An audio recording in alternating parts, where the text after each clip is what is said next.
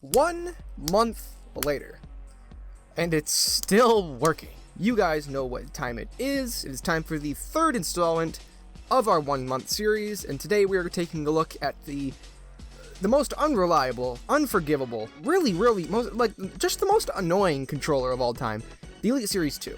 Contrary to the intro to this video, I'm not going to be talking crap about it the entire time, I promise. As usual with this series, I'll be showing you guys some gameplay and some games that I've been playing over the past 30 days, some notes that I've written down, some tips and tricks that I've learned, and I'll be giving you guys all that information, hopefully in a short span of time. We're trying to get through this. For my full review, you can check it up in the top right-hand corner or in the description down below. Long as hell, worked real hard on it. If you want to go get more information, you can check that out, but without further ado, let's begin. It took me no time at all to get used to the Elite Series 2 again. It's a relatively simple controller in comparison to the Razer controller I've been using for the past year, so yeah. The very simple and easy to learn 4-paddle design for the Elite Series 2 is probably my favorite for first-person shooters, which is really, that's not a good thing. That's a bad thing. Because as I mentioned in my review, first-person shooter games are the last thing you want to buy this controller for. I've shit-talked this thing a lot, though.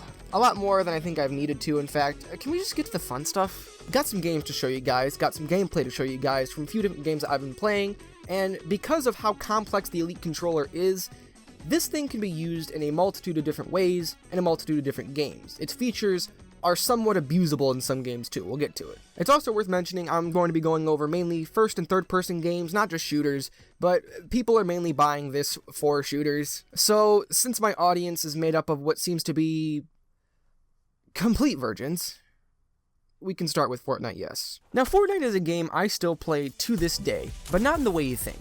I don't play online because people who legitimately play the game online have what I like to call little to no fucking life, and it can get quite annoying. So every day I hop in creative to stress test the controllers that I have for at least 1 hour each, using the in-game building and editing mechanics. I occasionally do creative fill to practice my aim, and to be honest, out of all the controllers I own, the Elite is probably one of my favorites to play this game with. Aiming is especially easy, and the sticks, as I said in my review, are unbelievably smooth. The reason my aim is so precise is because I use 2 of the 4 available paddles on the bottom. The bottom right is mapped to A, and the top left is mapped to edit. With these being binded to the paddles, I can keep my thumbs on my thumbsticks way more often, allowing for insane accuracy. And god damn, these paddles are something else. More stable than any other paddles I've tried. Paddles! Paddles! Not buttons. However, Fortnite is a game I can't really recommend this controller for simply because Fortnite is an extremely mechanically demanding game. Remember how I said I stress test my controllers in this game every day? It's because of that fact. It's because this game is really hard on controllers. And if you're a hardcore player, I'm not even really sure, I'm being 100% honest with you. No jokes, no ha ha ha, Kuda's trying to be funny, ha ha ha. I'm being 100% serious. I'm not sure if there's an actual Xbox One controller, that I can recommend for Fortnite. That game is so unbelievably tough on controllers. There is a game I can recommend this controller for, though, and it's GTA. Now, I'm going to be going over GTA rather quickly because people are more interested in COD, obviously, but hear me out. Remember when I said this controller is made for casuals who want to play games at a casual level? This is the type of game I meant. GTA is a ton of fun with the controller this premium feeling. The paddles can be used here, but I basically neuter the controller every time I play it. It's a ton of fun to just use the raw controller on its own with no paddles. On top of that, this controller can actually provide you with an insane advantage in races such as stunt races. Those instant triggers I mentioned earlier are actually a real thing. It's a combo of setting your trigger dead zones to the lowest possible and using the shortest trigger stop. This allows for your triggers to not only respond as soon as possible, but they'll be at 100% throttle when they do. So in GTA races, going in and out of corners is more efficient when using the Elite Series 2. Pretty fucking cool, right? GTA is definitely a game I could recommend you buy an Elite Series 2 for, not specifically for this game. I can't recommend that you play GTA and be like, oh, I want a new controller. I'm gonna go buy a $200 top of the line, whatever. But if you're someone who casually plays COD and plays GTA on the side and a couple of other games, go ahead. Speaking of COD, if you really wanted to, you could dabble in COD like I did for a little while, which is our next game. Now, I have not been playing a lot of online Call of Duty lately. A lot of it's really just been zombies because I'm tired of playing online with people, dude. They suck. but I have noticed that paddle controllers seem to be my personal favorite for first-person shooters, which is terrible. Paddles are pretty simple, and keeping it simple in games that require all of your attention, like Black Ops 2, they're a ton of fun. I personally map A, B, X, and left stick to my paddles, so I no longer have to spam my thumbstick into the stick drift stages of its life, and binding ABX to the other paddles allows me to use the ABXY buttons less often, increasing accuracy. My favorite part about all these shooter games though, specifically COD, is the ultra-fast triggers that can spam the living shit out of any single fire weapon. So pistols are a little bit of fun, just a little bit.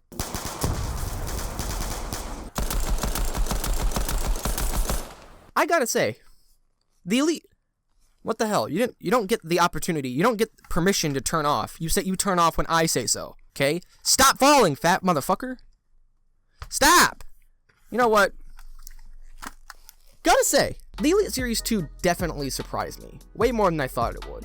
I finally remember not liking the feel of this controller and it being as big and heavy as a continent. But I really do like this thing. However, my recommendations on the Elite Series 2, unlike literally any other review of any controller ever, it's not just based upon my opinions and my own experience. While the Elite Series 2 seems like it'd be the best for games like Warzone, Fortnite, Rainbow Six Siege, Call of Duty, these games are in fact the last thing you want to play with a controller like this. They will tear these things apart. But if you're someone who likes to play GTA, some driving games, Cyberpunk, and even games like Call of Duty or Rainbow Six Siege casually, like really ultra casually, then I'd recommend this controller. The issue with that is that casual players are not going to spend that much money on a controller, as I said in my review. It's just not that realistic. So when it comes down to me trying to recommend this controller to anybody, it's a bit difficult. But 1 month later, she's still working, and I really, really do like this controller, and I am super happy because now, with luck, I'll be able to get a 3-month video out. So if you're interested in that, as well as some controller comparison videos, reviews on other controllers, basically just controller stuff,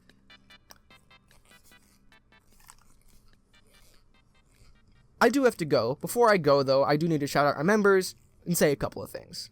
I'd love to give a huge shout out to our awesome console tier members, JG, Waterless, God, Exo Casper, Noah Jacques, Ninzaki, Maynard Lano, Young, Rockstar, Mr. Deadeye, Jinja, Billy Rob Organs, HD Striker, and our newest member, Lincoln Shepherd. If you'd like shoutouts at the end of each video, you can hit that join button down below, and I'd love to give another huge thank you to our current members. Next week, what am I doing next week? Thumbsticks. I'm talking about thumbsticks next week, specifically. I'm going to be talking about the differences in thumbstick height, width, how it affects your aim, what's the best one to use, because now that I have the Elite Series 2, the Fusion, the Wolverine, now I have sticks of varying different shapes and sizes. Tall and skinny, tall and fat, short and fat, this, that, and the other. See that? Clap back. See, oh my god, all these raps. I love you guys. I can't say anything, any more things about music. I'm not qualified. If you went on to enjoy this video, please be sure to drop it a like, drop it a sub, and I will see you guys in the next one on Monday. Peace.